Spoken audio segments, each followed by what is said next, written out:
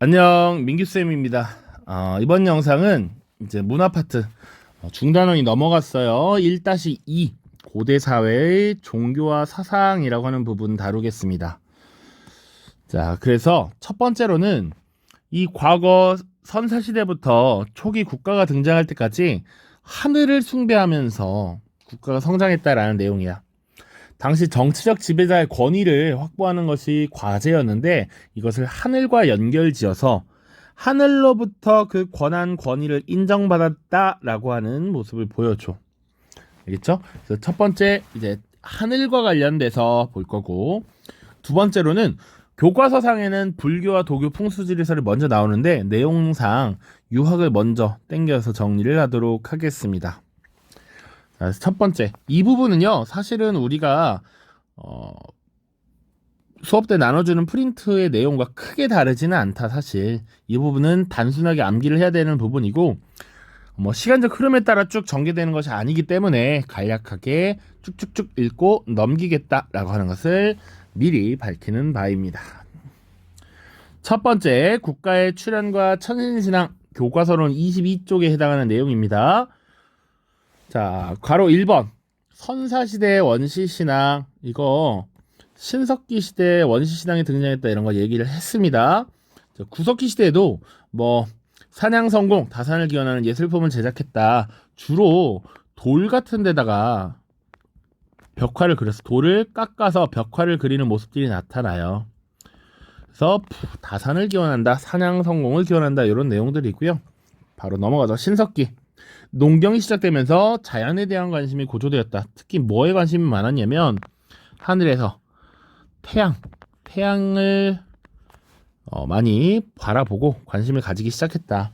원시시장 출연했는데 애니미즘, 토테미즘, 샤머니즘 교과서에서도 다 다루는 내용인데 우리 지난 시간에 이미 신석기 시대 정리하면서 언급을 했습니다. 그래서 애니미즘은 자연물에 대한 정령신앙이다라고 했고요. 토테미즘은 주로 동식물, 여기는 주술사 자체를 샤먼이라고 표현했거든. 주술에 대한 믿음, 이런 것들이 나타났다 라는 것이고, 중요한 부분은 이쪽이죠. 국가가 출현하면서 천신신앙이라는 게 등장했다. 말이 어려울까봐 천신이라고 하는 건 하늘 그 자체를 신으로서 믿는다라는 얘기야. 이제 하늘 자체가 신이니까 하늘에 제사도 지내겠지. 그것이 제천행사로 연결되는 것이고요. 오케이? 자, 그래서 천신신앙과 선민사상이 등장한데, 천신신앙은 하늘을 그 자체로서 믿는 신앙이고, 이 국가가 출현할 때 여러 가지 신화 같은 거 있지? 그럴 때 하늘과 나를 연결시켜서, 하늘과 우리 민족을 연결시켜서 우리 민족이 선택받은 민족이다 라고 하는 선민사상이 등장하고, 이것이 통치의 정당성을 확보하는 데 도움을 준다. 대표적인 것이 우리 고조선의 단군 신화. 요새는 단군 신화라는 표현 잘 안 쓰고요. 건국 이야기라고 해요. 그래서 천신의 아들 환웅, 그리고 웅녀의 결합으로 단군 왕검이 탄생했다. 그래서 선생님이 이거 얘기했지? 하늘의 아들 환웅과 웅녀가 해서 단군 왕검이 태어났다. 근데 단군 왕검은 어떤 특징을 가지고 있었다? 재정 일치의 특징을 갖고 있었다라고 얘기했잖아. 이걸 나눠서 봐야 된다고. 단군이 제사장을 의미하는 것, 왕검이 정치적 지배자를 의미하는 것이라고 얘기를 했습니다. 그래서 재정 일치 사회였구나라고 하는 것. 그리고 초기 국가에서는 보통 이런 모습이 많이 나타났다라고 이야기를 했어. 왜? 당시 정치적 지배자가 단순히 힘으로만 권력을 가지고 있다면 다른 힘을 가진 자에게 접목될 위험이 있어. 그러다 보니 나는 하늘의 자손이고 신의 뜻을, 하늘의 뜻을 해석할 수 있는 사람이야. 그렇기 때문에 내가 왕이 될 수 있었던 거야 라고 주장을 하는 것이지. 됐죠? 다음, 여러 나라의 제천행사와 건국 이야기 속 천신신앙 나와 있고요. 말 그대로 제천이라고 하는 것은 하늘의 제사를 지내는 것. 이어서 우리 여러 나라의 성장 다룰 때 사실 그 당시 교과서에는 이 제천 행사가 빠져 있었는데 그 이유가 바로 여기 있는 걸 미리 내가 땡겨갔기 때문이야. 자, 그래서 제천 행사 보시면 부여의 영고, 고구려의 동맹, 동해의 무천, 삼안의 수린날과 계절제라고 하는 제천 행사가 있었다.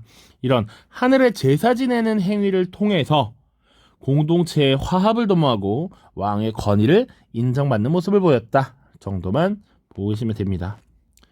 우리 교과서에도 건국 이야기가 쭉 여러 개가 나와 있는데 이를 통해서 천신신앙을 반영했어. 하늘을 신으로서 섬기고 그 신으로서 섬기는 하늘의 뜻이 우리 건국 시조에게 연결된다라는 걸 보여주는 거야. 교과서 20쪽 잠깐 보고 넘어오겠습니다. 자, 이걸 보고 이게 부여 거야 고구려 거야 이렇게 알아야 되는 건 아니고 이것이 보면 건국 이야기에 하늘을 섬기는 천신신앙이 담겨 있구나 이렇게 보시면 돼. 부여의 건국 이야기 임신을 했는데 이 임신한 기운이 어떻게 왔다라고 돼 있냐면 하늘로부터 저에게 내려왔다. 심지어 어떤 신비한 일이 있었느냐? 아들을 낳아서 돼지우리에 버렸지만 돼지가 입김을 불어넣어 죽지 않았다. 그게 동명이다. 부여를 건국한 동명이다. 그러니까 천신신앙이라고 하는 것, 하늘 자체를 믿는 천신신앙, 그리고 이것이 뭐랄까 좀 더 신비롭고 기이한 신이한 모습이 나타났다. 이것이 하늘의 뜻, 하늘의 계획이다라고 하는 것. 이 신이한 이야기를 건국 이야기 혹은 나라를 세운 최초의 왕, 첫 번째 왕에 대한 이야기를 이렇게 풀어넣은 것이다. 고구려의 건국 이야기를 보면 또 쭉쭉쭉 나오는데 되게 특이한 내용들이 많이 나오죠. 왕이 햇빛이 하늘이 지금 가호를 주고 있는 것이지. 햇빛이 그날 비추고 결국 임신해서 알을 낳았다라고 하는 것. 그게 주몽이었다라고 하는 것. 그래서 주몽이 나는 천재의 아들이며 하늘의 아들이며 물의 신인 하백의 딸이 우리 엄마다 뭐 이런 얘기를 하고 그 사람이 나라를 건국했다 이런 내용들이 있는 것이고요. 백제 역시 뭐 비슷합니다. 됐죠? 그러니까 지금 건국 이야기 속에 천신신앙이 담겨 있다라고 하는 거야. 천신신앙. 이때 연맹의 대표들은 천신과 시조에게 제사 지내면서 왕의 권위를 인정하였고 건국 이야기에서 천신이 강림해서 우리를 이렇게 국가로 만들어줬고 뭐 이렇다라는 것이지. 다시 필기노트로 넘어갈게요. 자, 지금 건국 이야기 쭉 살펴보고 왔고요. 그래서 천신이 강림해서 우리 민족, 우리 국가를 이렇게 비춰주고 있고 우리를 이렇게 만들어줬다라는 것 이야기를 스토리를 풀고 있습니다. 자, 고구려와 백제의 건국 시조와 부여의 관계를 부각한다. 그러니까 고구려의 건국 이야기나 백제의 건국 이야기에 다 부여라고 하는 나라가 등장을 해. 부여에서부터 우리가 왔다라고 이야기를 쓰고 있습니다. 조금 더 나아가서 백제의 우리 성왕이라고 하는 왕이 국가 이름을 백제에서 무엇으로 바꿨다? 남부여로 바꿨다라고 하는 것도 이것과 연관이 있는 것이죠. 그러니까 지금 고구려와 백제를 세운 건국 시조들이 다 부여에서부터 내려온 사람들이다라는 걸 부각하는 모습들도 보여진다. 자, 다음 두 번째 천손의식입니다. 우리는 누구의 손자다? 하늘의 손자다. 하늘의 자손이다 라고 하는 것이죠. 그래서 삼국의 왕실이 건국 시조의 사당을 건립하고 왕이 그 제사를 주관해. 그리고 그 시조가 하늘의 자손이다라는 것이지. 그래서 우리 왕실이 우월하다라는 것을 과시합니다. 됐죠? 그리고 두 번째 천손의식과 독자적 천하관이라고 나와 있는데 첫 번째 천손의식은 중앙 집권적 고대 국가로 발전하는 과정에서 왕실의 계보를 정리하고 그 계보의 가장 꼭대기에는 사실 하늘의 아들인 누군가가 있다. 뭐 이런 식으로 정리를 하고 우리가 신성해라고 하는 것을 강조하는 것이죠. 여기도 나와 있듯이 왕실 시조가 천신의 자손임을 내세워서 현재 왕실의 정통성을 강조한다. 우리가 왜 이런 고귀한 위치에 있냐면 우리는 하늘의 아들이고 우리는 선택받은 민족이기 때문에 이게 쭉쭉쭉 이어지는 겁니다. 조금 독특하게 봐야 될 것은 독자적 천하관이야. 독자적 천하관. 요건 사실 위에 다룬 내용들과 조금은 별개라고 볼 수도 있는데, 천하라고 하는 것은 하늘 아래에 우리가 있다라는 거고, 하늘 아래 우리가 있는 천하는 하늘 아래 세상을 바라보는 관점이야. 그러니까 그 전까지, 그리고 사실은 조선시대까지도 계속 우리는 중국보다 한 단계 아래의 나라라고 인식하는 경향이 있었지. 천하, 이 세상, 하늘 아래 이 세상을 바라보면 세상의 중심은 항상 중국이고 그 다음이 우리였다라고 봤는데, 이 삼국시대에 특별히 독자적인 천하관을 가졌을 때가 있었다.